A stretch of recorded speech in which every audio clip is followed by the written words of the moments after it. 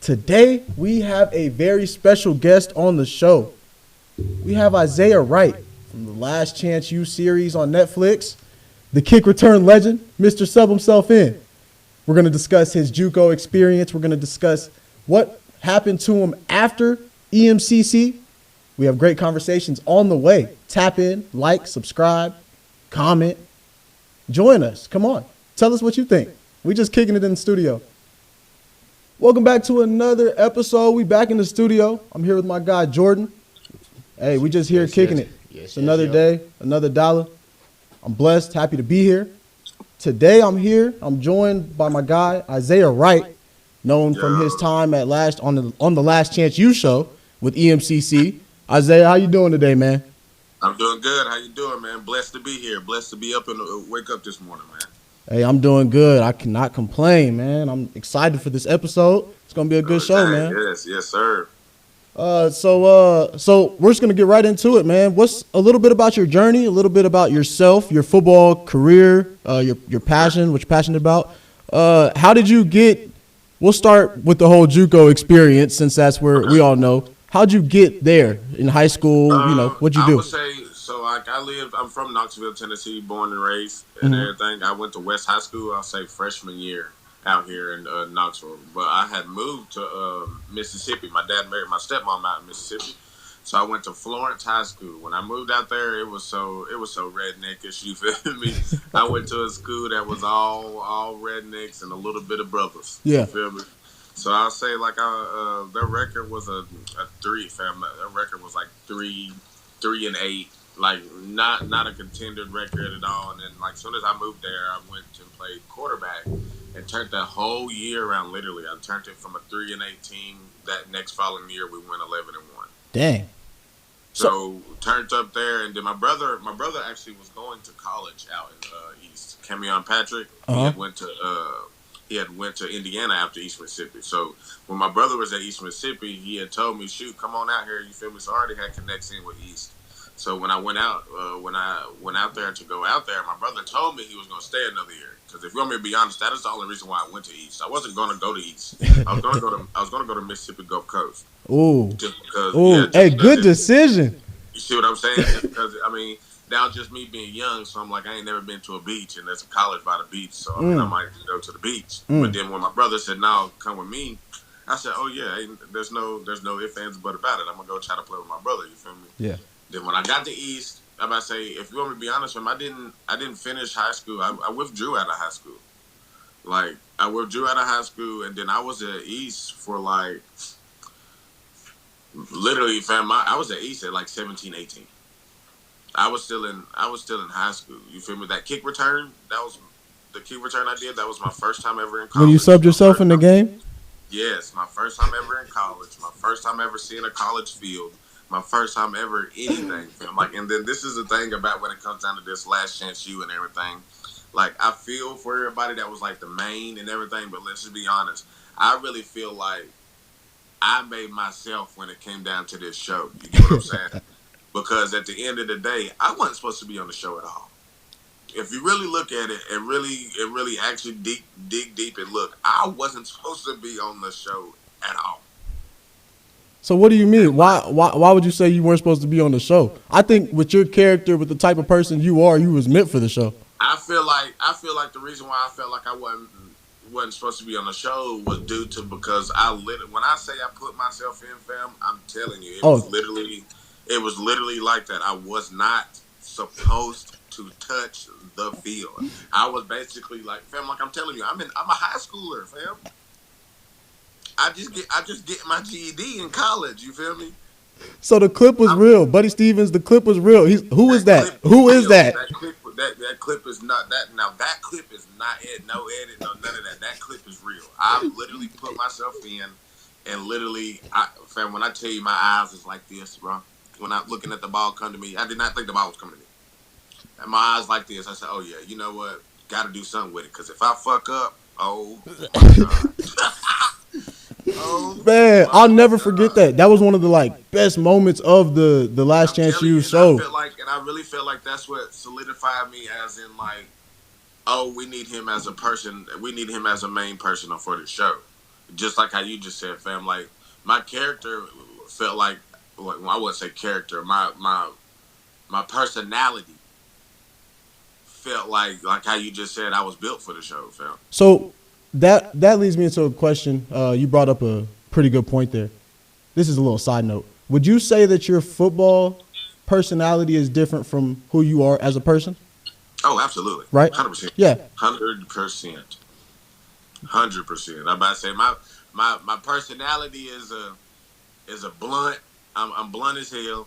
I'm about to say anybody else that's young that's about to listen to this, excuse my language, but I'm sorry. That's just the way I speak. And just fam, I'm a family man when it come down to my personality when it's off the field. But when it's on the field, fam, I'm literally the biggest kid. I am the biggest kid you will ever see. And I think that's what made people gravitate to, like you said, your character on the show was your love for football, your love for the game. You could tell that you had so much passion.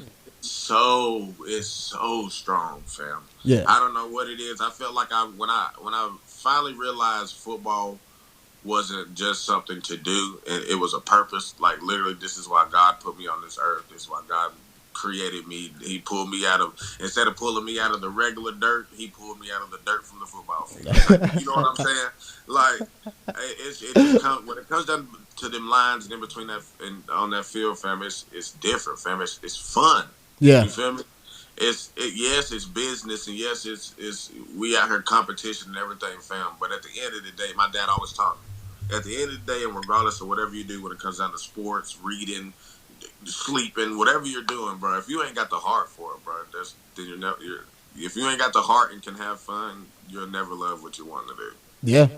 Yeah. You're not lying. And so after you returned that kick, your eyes was big. It was a huge moment. I didn't realize that you were still a high school kid for real at that moment. I was like I said, I was 17, 18, fam. That's insane. So you sub yourself in. Coach says, "Yo, who is that back there?" You take it to the crib. You make a name for yourself. So then from that moment forward, what was it like? You know, you're living a little different. You know what I mean? From that moment right there forward, it was all gas, no brakes. Yeah. It was all, oh, well, yeah, we got to put him in some type of package, or we got to do this with him, or we got to do that with him. But I know I don't know if it was literally the next week or the following week after, but when I ran that kickoff return back, I started kickoff return. Yeah. So I started over, and that was over so JUCO 2 years. So unless you're a red shirt. So I'm pretty sure he was like a red shirt sophomore. You know what I'm saying? Mm-hmm. So he was there for 3. Yeah. So he was there for 3 and started all 3. And I came in my first year of high school, bro. Did that and started over on the rest of the season. Ooh. He ain't like you, huh? I mean, we was cool because I'm telling you, fam, the way I feel like everybody is reacting to when they said they seen it. He couldn't even be mad. Can't be mad. He was acting the same way y'all was acting. He was like, "Well, damn, fam, I didn't know you was gonna go in and do that. I wouldn't have let you get in." Yeah. But other than that, no, he kept it. He the one that actually like I would say I put myself in, but he was like, "Shit, go ahead, go do something with it." You know what I'm saying? Yeah. So like he gave me the alley-oop, but I wrote the play down. You get what I'm saying? He threw the lob. You made something happen. Exactly. Okay. So, other than that, I mean, it jumped from there, fam. Like it jumped extremely from there. I would say, like when it came down to the attention from the coaches and them actually realizing, like, okay, yeah, this ain't just no little regular high schooler we just brung in here early. You know what I'm saying? Yeah. So then, how did they start using you in the offense from that point? I went to because that's the thing. From what I remember, with my memory, what I can remember, I don't really believe I had like a solidified position. That's why I had to ask you that, because every time I think about you, I'm like, I don't know. When they ask me what position did he play, I'm like, kind of like a running back, kind of like a slot, a return specialist. I mean, I don't know what you classify him as. I had a solidified position until like, I'll say that next week practice, fam. They was like, well, bro, what do you want to do? Because, I mean, they tried to put me I would say they tried to put me at, like, receiver or, like, a slot, which I was okay with. You know what I'm saying?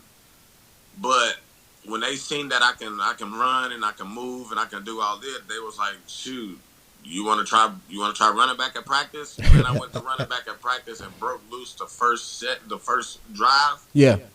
Yeah, they was like, yeah, we're putting him at running back behind DJ.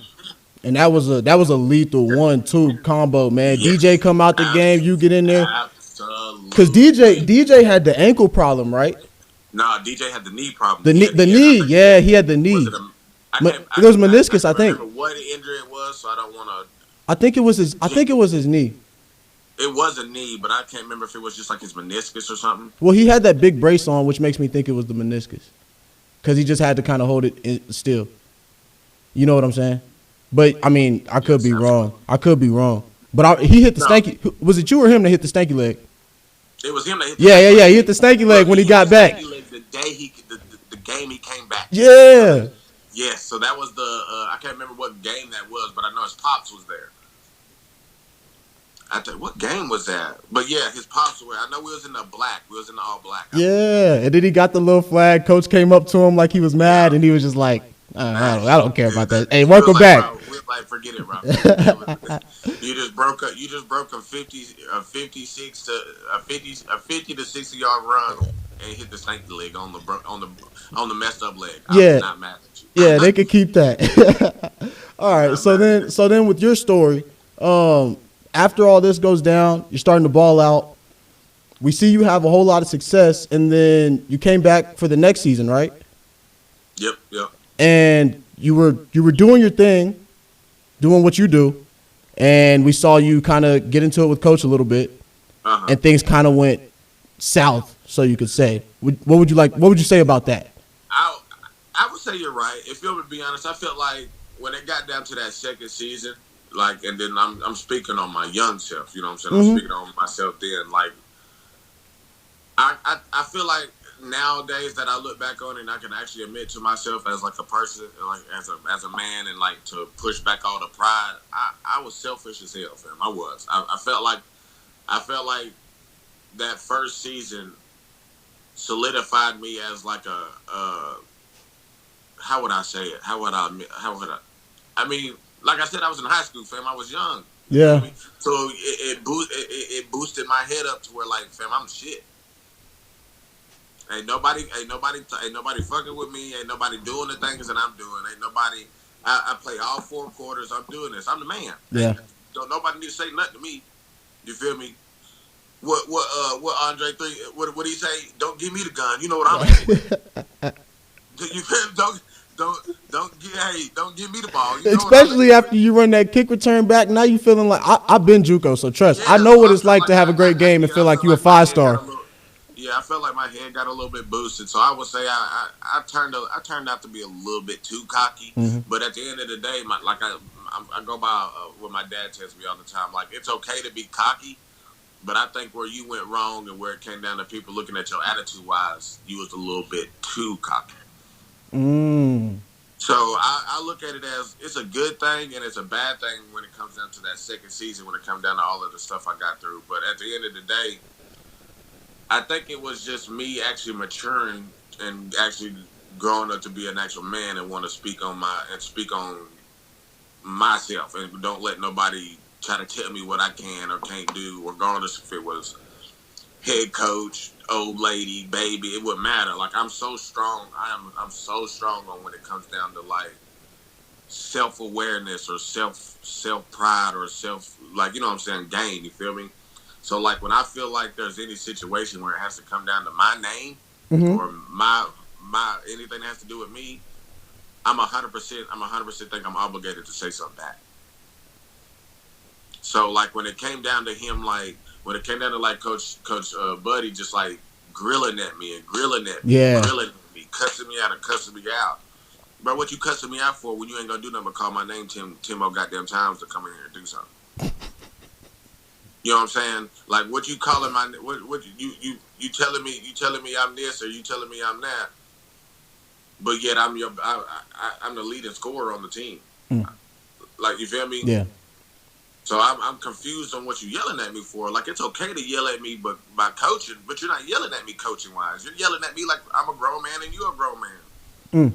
So when it came down to, because like fam, my associate's degree is in communications, fam. That's what I went to college for. You're not about to tell me you're not. I can read body language. I can tell when you're lying. I know how when I can tell when you want to fugaze something. I can tell all that. So when it came down to being able to look at you as when I caught your personality as not a coach. No disrespect. I don't fuck with you. I don't fuck with him. I don't fuck with Buddy Stevens when it comes down to coaching. Oh, I mean when it comes down to person to person. Because you're rude as hell. You want to talk. You're telling all these other grown men and all these other grown folks that they ain't shit. I wish I would have recruited better. You can take your ass back home. You can do this. You can do that. Oh, I only got y'all here because y'all put food on my plate, on my family table. Bro, like, come on now. Like, you see what I'm saying? Yeah. Who wouldn't want to come back and be like, bro, who the fuck are you talking to? You know what I'm saying? Like, you might be calling the plays or you might be running everything, but I'm executing it. I'm running it. I have to run down this 100-yard field 4 quarters for 15 minutes. So it made me. I would say the second season made me. I look at the second season as becoming a grown man and not becoming a better athlete. Okay. And do you feel like that's what you got more so out of JUCO?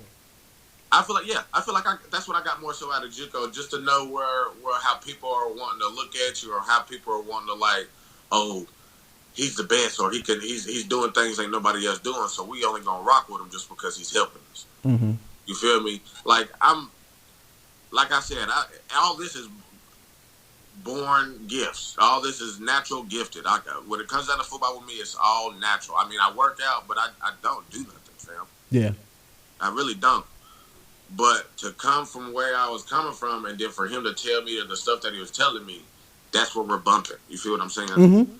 That's what we're bumping heads. Because, like, bro, now at this point, I can't talk to you or I can't come at you like I'm my head coach. Like how any other college or any other athlete would want to come to their coach. You feel me? Most. So I'm like, at this point, bro, there's nothing else that can be said to you, or there's nothing else that you're going to say to me that's going to make us like each other. Yeah. We're always going to bump. Yeah. Just like that one. What was that one scene? It was where it was punt return. It was punt return scene. So okay. I know exactly what you're talking about. That's my strong. I believe that was the strongest one that I would say pissed me off so much. And to kind of tell the viewers really quick, I can let you tell the story, but I believe it was you didn't fair catch one, and then you did on the other. The other one on the 1 yard, 2 yard line. Yeah. So like, this is the story behind that. I already don't like punt return. I don't like it.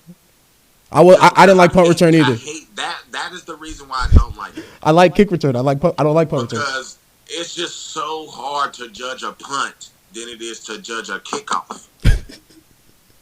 You feel me? Yeah. So like, and then when you turn around and have a rugby kicker,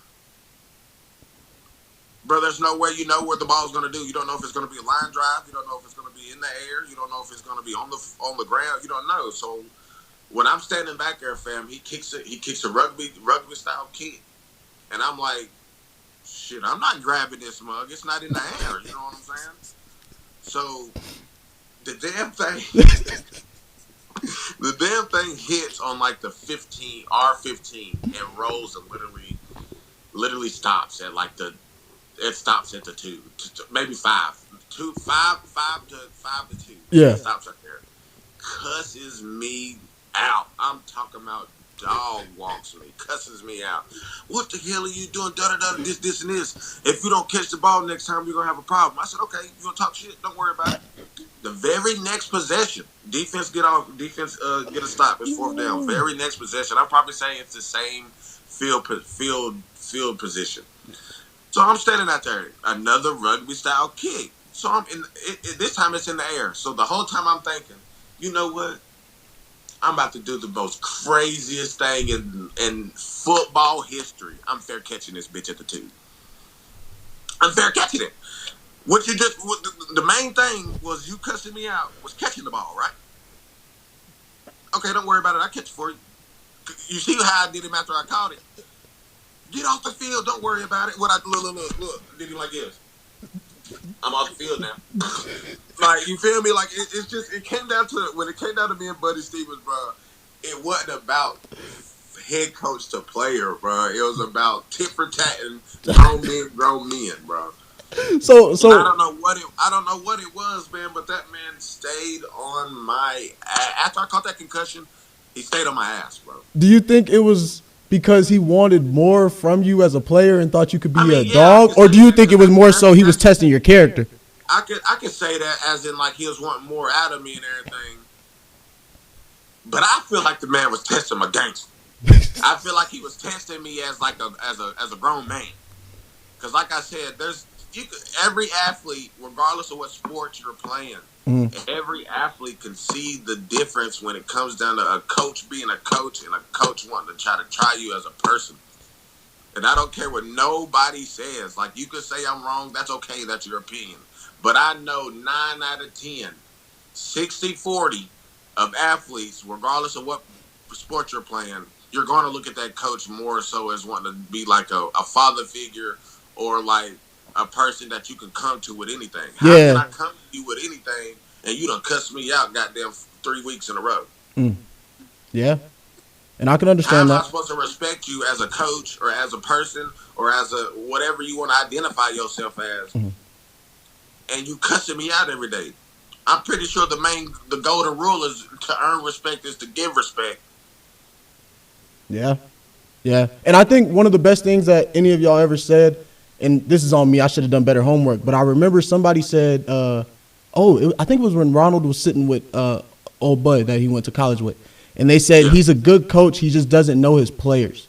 Exactly. Yes, that's what it is. The man almost had back-to-back natties. Mm-hmm. Like he literally had 4 to 5 natties. You're an amazing coach. But fam, if you was to take the football and coaching position away from him, nobody would like you as a person. Nobody would like you as a person.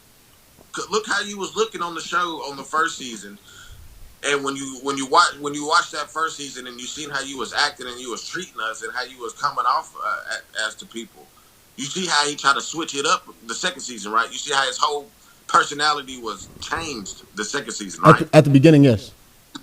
Come on now.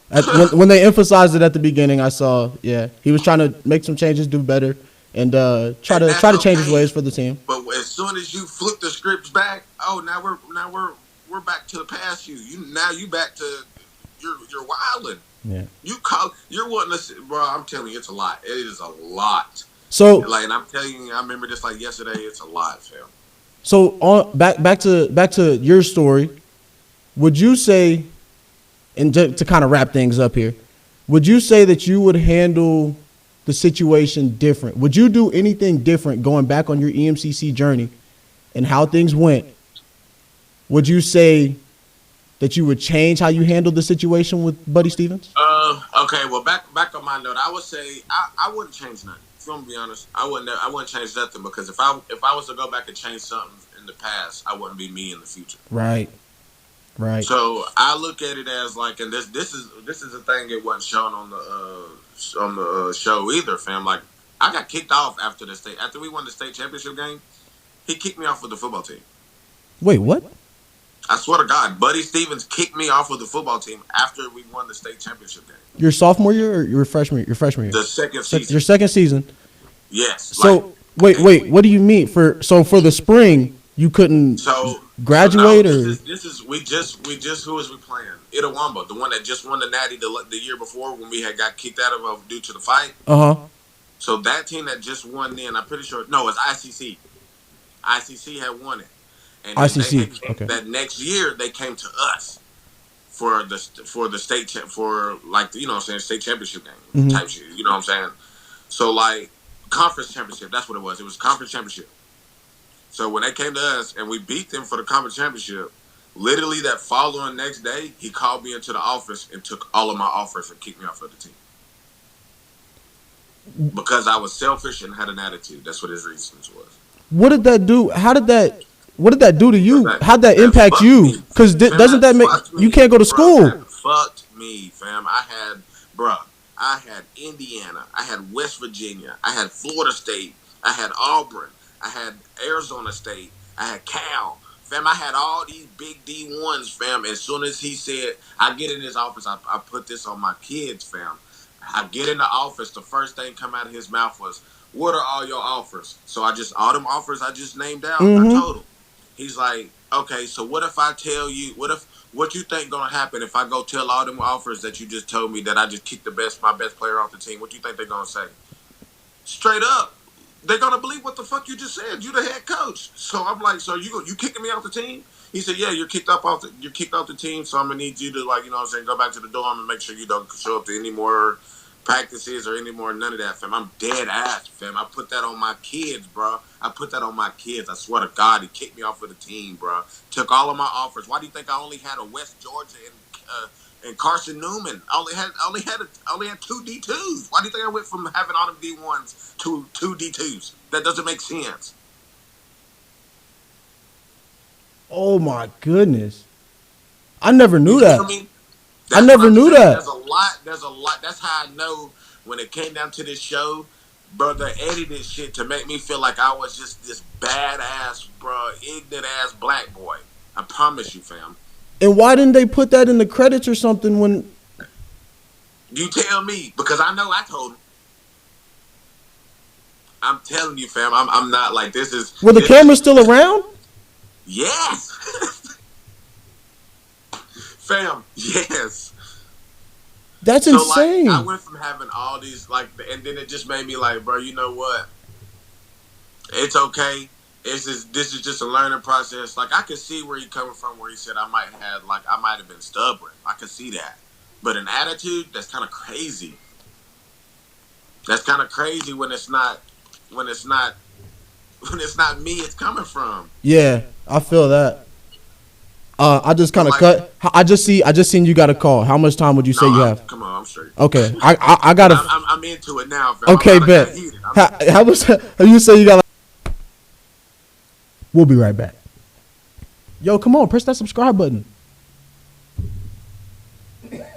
As we wrap up the JUCO talk, I do want to talk about the fight. What happened? Okay, so what was your experience? We're playing, bro. We're beating the shit out of Mississippi Delta, bro. We're beating the shit out of these boys, bro. It's like 32, 35. If I remember correctly, I can't remember the number correctly, but bro, it's damn near 40 points to 0 before half. It's not even halftime yet. So we're like, it's like 5 seconds left or 10 seconds left. We run a play, it get to like 5 seconds left. So coach look at us is like, fuck it, I'm about to call a timeout. We scoring before halftime. So he call a timeout. 5 seconds left. We come out and run a little bubble because our deep ball wasn't open. So we run a little bubble. J5 throws the bubble to DJ.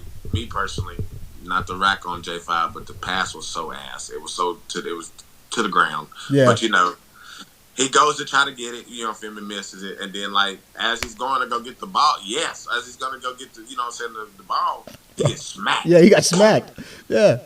So, and I feel like his reaction wasn't a bad reaction. All he did was popped up. He popped back up and smacked him on his helmet. You know what I'm saying? Yeah. I feel like any other football player was like, he'll known to be like, shit, he just smacked me. You feel me? That's a good hit. Man, as soon as DJ smacked that man on his helmet, bro, all hell broke loose. I'm talking about the whole sideline breaks out. And, fam, we're brawling. We're brawling, fam. Like, this not just no regular fight. We got fans is out there on the field. Our fans is out there on the field. Our water boys fighting. They water boys fighting. Our cheerleaders fighting. They cheerleaders fighting. Fam, it's a brawl. So I'm like, me personally, I thought it was the most hilarious shit in my life. I thought that shit was so funny. So what were you doing? Like, where'd you go? I was in it. So you came off the sideline? Yeah, where y'all see the scene where my brother comes in and like haymakers, dude. Yeah. I'm sitting at the bottom of the pile getting beat on. They was throwing trash cans and all sorts of stuff. I got my helmet. Well, no, I got my helmet on because I tried to save my homeboy that was like he had got slammed. So I'm trying to get dude off him.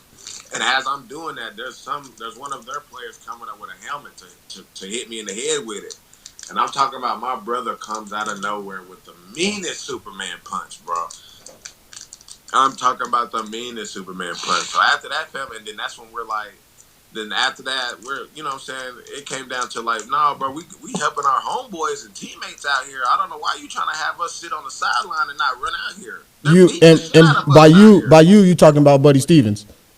Yes. Yeah. Buddy Stevens. He wouldn't let us run out there, and I can see, and you know that's what you're not supposed to, because he knows we can get disqualified, but he's right. But they jumping that man. At this point, the fights have been going on for 5 minutes. Yeah. It's not a football game no more. Well, you see one of the players, he said, Coach, they jumping DJ, like they stomping on DJ. Yeah, he said, Coach, they're jumping. But after that, you know what I'm saying, we get everything situated and we get it calmed down. Here's where it starts to get OD when it comes down to Buddy Stevens, bro. So we're on the sideline over there. We're hot. You know we're hot. We're mad because we just found out we just got kicked out. We just found out you know what I'm saying, we just lost our natty. Mm-hmm. We just did all this for some bullshit, and then to turn around and this man almost called us niggas. Oh my gosh! He called y'all thugs, right? But if I don't know if y'all heard it or y'all seen it, the man took a mean pause before that thug came out. Y'all ain't doing nothing acting like a bunch of thugs and rednecks. Say it. You feel me? Say it. That's when That's when everybody's like, oh no, fuck you, nigga. Yeah, that's when the show went. That's when things tanked. Y'all was one. Before that, EMCC was one. Y'all was all trying to whoop them other boys. And then that happened. Y'all was all huddled up. And from my point of view, on just watching the show over and over again, y'all was all huddled up. Y'all was cooling. He said he called y'all some thugs, and that's when said shoot. We all walked off on him so fast, and then he out there sitting in front of the bus like this. Well, he knew he lost his team. He knew he lost his team, man. Put that puppy dog face up. Remember what you called us, remember? So how did y'all handle that? How'd you handle that? I handled it like how I always handled it and how I've always looked at him. That ain't nothing new from him. You always felt like, did you think Buddy Stevens was racist? I wouldn't say he was racist, but a damn sure no, he didn't know how to talk to us. As black men, all the black boys on the team.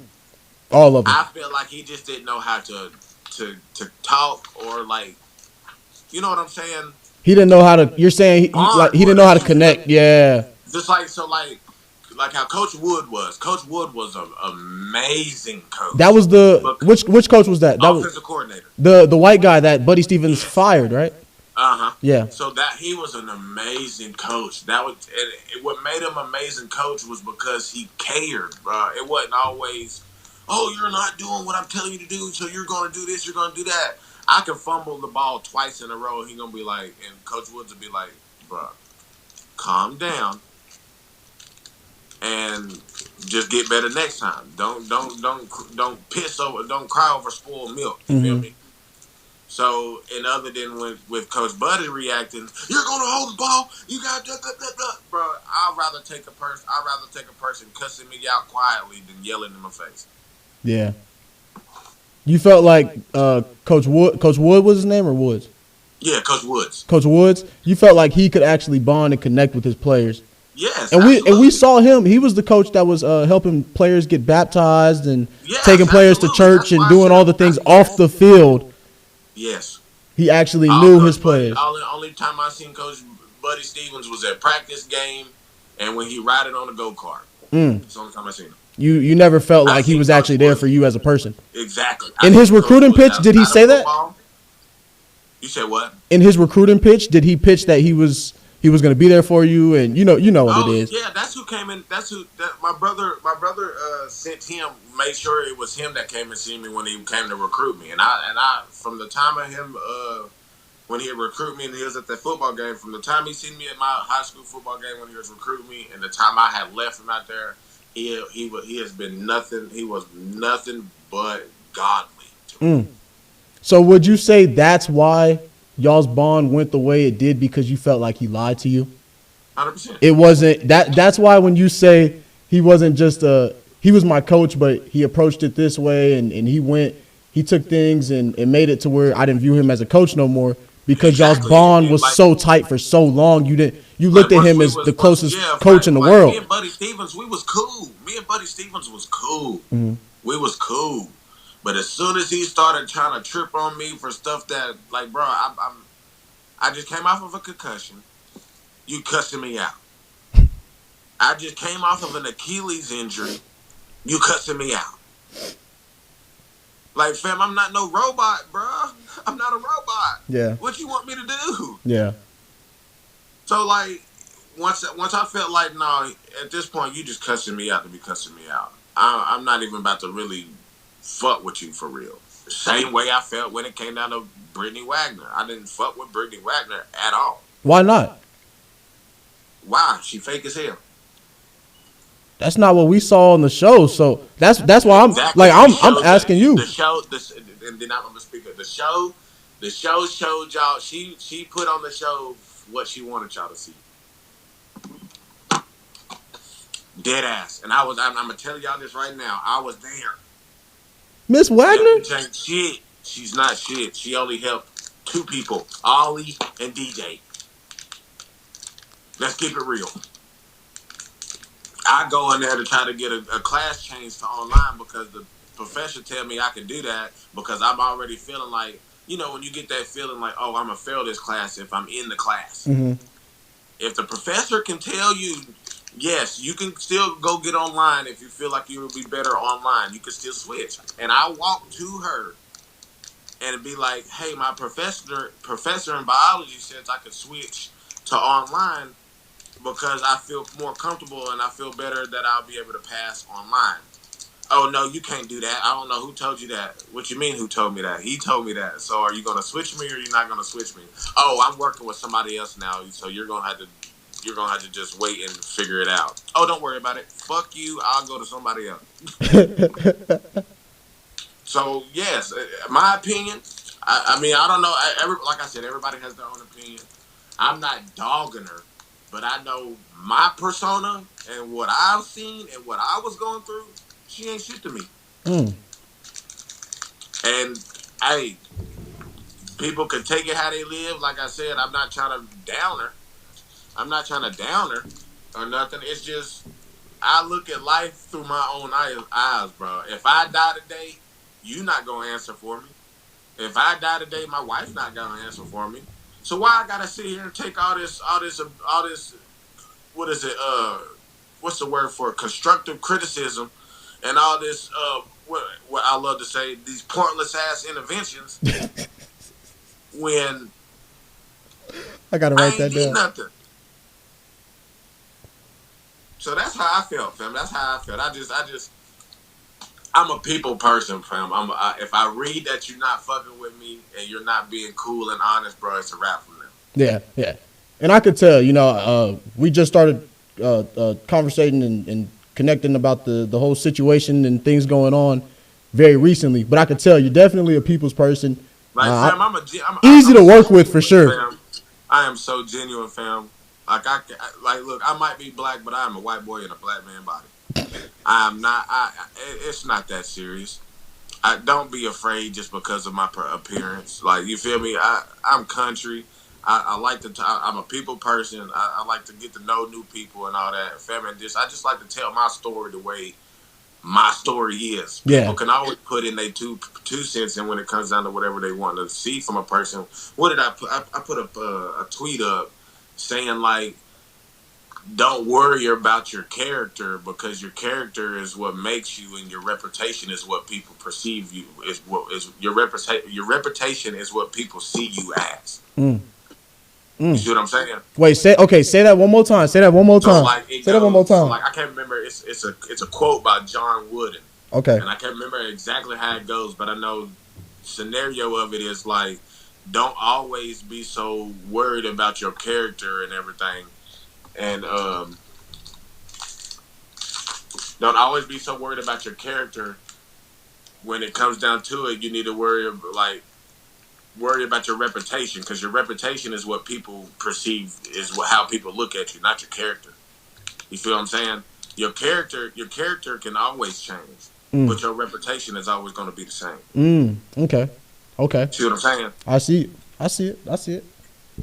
So, like, good example, and that's me. I'm a good example of it. When I got locked up, that made my whole reputation seem like I'm a whole murderer, I'm a whole thug, and this and that, when I had zero things to do with any of that. And I was gonna ask you about that because I really had I just had we're gonna have you back on the show for sure, man. Yeah. It's been great, and I just had two more questions, and that was one of them. One of them was the next steps after EMCC. Where'd you go? Yeah. Where'd you play at? And then the other one was the prison situation. So if you okay, want to put that all in one, you can. Yeah, I could put that all in one for you. When I left East and graduated from East and everything, I went to West Georgia. So I was only at West Georgia in Carrollton, Georgia for like spring practice. So when my granny got sick. So when my granny got sick, I feel like when I was at West Georgia, I kind of stopped wanting to be. I didn't want to be a football player no more. I wanted to feel like what it felt like to be an actual person, like an actual human being that's not always being pushed to the side or pushed to the next level due to because how I play football. You know what I mean? Yep. Trust. I know. So like when I did that and everything, I'll say, fam, I just started hanging. When I left and went back to the crib, I just started hanging around with the wrong crowd. You feel me? Just because I was bored, I didn't have nothing else really better to do, so I'm out partying. Yeah. So like I didn't really know these boys and all that, and like we started chilling and stuff. And then when it came down to me getting locked up, bro, it when I say that changed my whole persona or the way I live life, the way I look at life, the way I approach people, the way I let people approach me. Fam, that changed everything about me, fam. I know nothing about jail. Yeah. I know nothing about jail besides on movies. You feel me? So I'm scared as hell. You goddamn right. I'm scared as hell. I feel like I'm gonna go in this bitch and get to fight and somebody's gonna stab me. I'm gonna get raped or whatever the case. You feel what I'm saying? How long were you in there? I was in there for 8 months to a year, fam. And then I was in there. You gotta think I was in there on a homicide charge. Wait. You were in there. They had you as potentially going for 8 months to a year, or you were in there for 8 months? I was in there for 8 months to a year. I was in jail for 8 months to a year. Yo, what was that? So like, what was that? 20, so you went from I turned 20 behind the ball. I turned 20 behind a cell door. So your youth basically was behind the ball, like. So you went from being big Netflix star, big time guy on campus. I was the number 2 running back, fam. I was the number 2 running back in the nation and number 1 kick returner in the nation, fam, to being behind bars that next week. Wow. And locked up, fam. And my bond was $1 million, bro. Like that, my bond was $1 million. So with that time, what did you do in there? How'd you maintain? I had to grow and adapt to the environment and to the lifestyle, fam. Just to keep it real, I had to adapt to like a jailmate. I had to. There's no chilling in jail or prison. There's no chilling. Yeah, they say you can go in there and make sure you do your time, if anything, which I don't wish on nobody or anything. But there's no just chilling. You got to do something. I worked out. I mean, when I was in the pod I was in, definitely everybody could tell I wasn't supposed to be in there. You know what I'm saying? They can tell that I was an athlete that wasn't supposed to be in there and was just caught up with some dumb motherfuckers. You feel me? Yeah. So it made me, I would say, me personally, I'm very, very God, from the bottom of my heart, thankful for them people in jail. If you want me to be honest. What do you mean? Because they made me to be out the man I am today, to like look at the world not even with your regular eyes but through your third eye, fam. Like I don't look at the world inside of the box out, fam. I'd rather look at the world outside of the box in. If I'm inside of the box, fam, the only thing I'm seeing is these four white walls. There's nothing changing about them. Well, there's nothing that can change about being inside of the box. But if I was to hop outside of this box, I can see the shape of the box. I can see the color of the box. I can see what's around the box. I can see what I can do with the box. I can see where I can move the box. I have more options. I have more stuff that I can do outside of the box than just sitting there and dwelling on some shit that I don't need to dwell on. So being in a confined area made you understand life a little bit different. Yes, 100%. Yeah. Yeah. And it made you view life a little bit different and changed your approach to the world. Yes, and then I tell this to my wife and everybody as much as I can. There's my cellie, I will never forget the first words that came out of my cellie's mouth when he actually sat down to talk to me. What did he say? The man literally said, there's two types of people when it comes down to being in jail or prison. There's two types. The niggas that told and the niggas that wish they told. Which one you want to be? Especially over, and then think about it, especially over something that you have zero things to do with. What do you mean? So what was he saying? Like, just he's referring to like the whole situation. You know what situation you in. You know you would have nothing to do with it. You know you have anything to do with what's going on right now. Stop sitting here trying to take a charge for these goofies. Tell on them if you don't know what if you have something to tell and you have nothing to do with it. And what'd you do? Because you sat there for 8 months. You're goddamn right. I said what I needed to say. Yeah. I wasn't sitting in no. I'm not doing 40, bro. I'm not doing 40 to life for no goddamn body. Yeah. Give a damn what I don't give a damn what people call me right now for saying this. I'm not doing 40 to life for your dumb shit. And you didn't have nothing to do with the situation? And I have zero to do with it. I have zero to do with it. I have zero to do with it. I can sit here and I can sit here and say, yeah, I knew they were gonna rob the boy. Mm-hmm. I can say that. But all that other extra shit and all that other shit that they did or they had going on, I was nowhere near. I don't even know. I don't know. Only reason why I know is because I was in the court.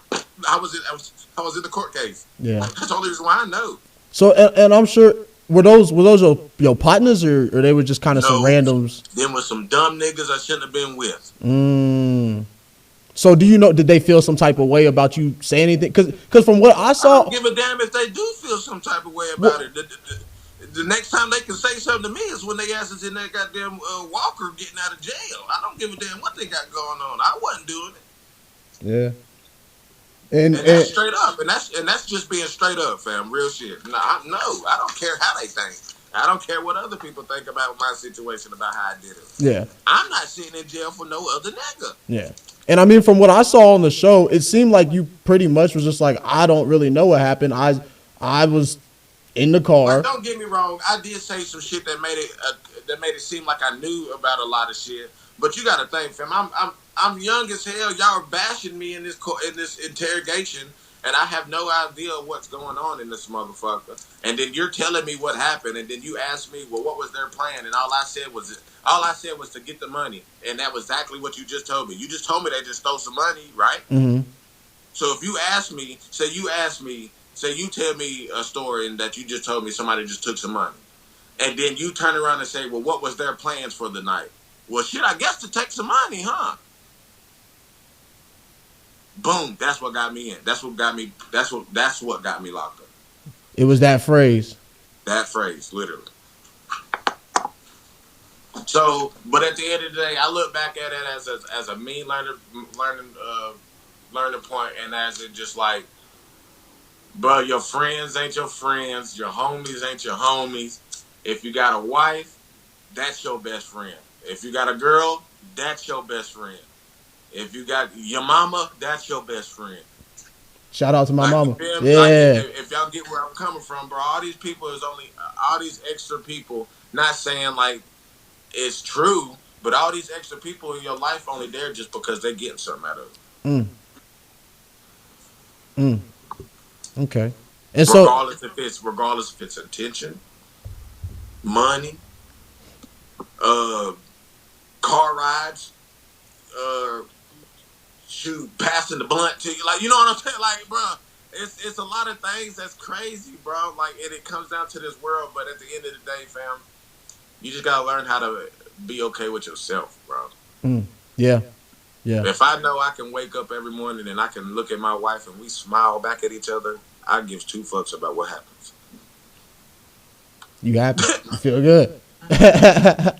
And so to continue your story, so then you're able to get out of the system. I'm able to get out of jail. I did that little 8 months to a year. I got out, and then I got put on like 5-year probation. It was supposed to be 6-year probation, but since I did the 8 months to a year, they took a year off. So it made it 5-year probation. And then when I got out of jail, I did a few little semi-pro little games. You feel me? Fresh out of jail and all that. But like my major thing I did when I got out, I say it was about a good 3 years after I got out. I had went back to college. I went to Union College in Barberville, Kentucky, and balled, fam. I balled out. I balled, fam. What level was that? This was NAIA? NAIA. NAIA, right? Okay, yeah, because the eligibility rules are a little different. So you were still the eligibility rules. Are different. You were still good. You was good to go. I was still Gucci. And where was you? Where were you doing your probation at? I did probation I had probation out of Blount County. I had probation out of Blount County, Tennessee. So you had to get it moved. Alcoa, Maryville area. So you had to get it moved over there. Yeah. So like when I did all that, fam, I feel like I don't know, fam. You feel me? It all intertwines and crashes in with each other for all the things that happen. You feel what I'm saying? Like I went to Union, and then like I balled out. We've only played like 8 games of that season due to like a couple games of COVID. I rushed for 1,000+ yards in 8 games. I had 12 touchdowns. Fam, the first game ever coming back off the couch after 3 years. I broke the single season rushing record with 252 yards rushing off the couch, 3 touchdowns, and 33 attempts, and that was my first game back out of jail. Damn. How long had you been out of jail when you did that? 3 years. Not doing nothing, sitting there at the crib bullshit and playing petty semi-pro games. Oh my goodness, man! I wish we wasn't running out of time because I have so many questions, man. Hey, look, listen, we could because I know I go to mini camp for my Alabama Beavers just coming up 21st to the 23rd. Mm-hmm. So I know probably the week after the 23rd or anything after the 23rd, we can set something up. I know my schedule open to then. Well, I know my schedule open then. After the 23rd? After the 23rd. Okay, yeah. We're going to have to do that, man, because I appreciate you coming on here, sharing your story. There's so much more to tap into. We know that there's a lot going on at the moment, and, there's future conversations to be had. You know what I mean? I appreciate you for coming on the show today.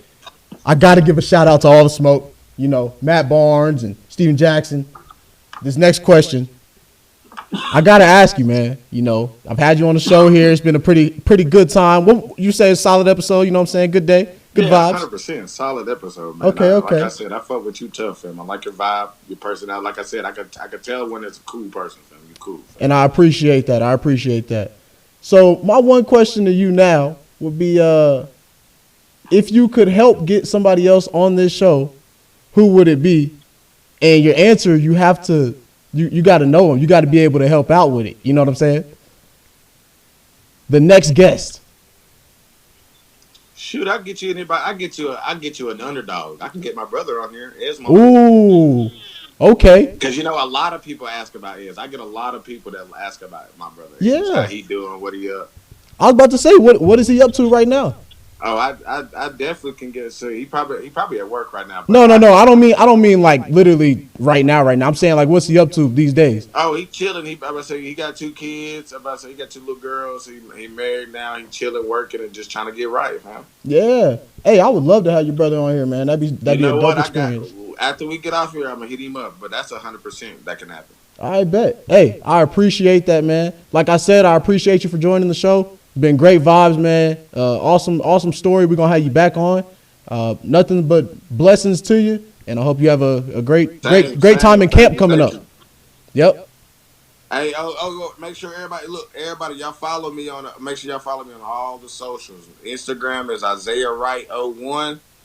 TikTok is Himothy0024. Yep. And then Facebook, if y'all want to go on Facebook, that's Isaiah Wright. And I'm pretty sure, what is my Twitter?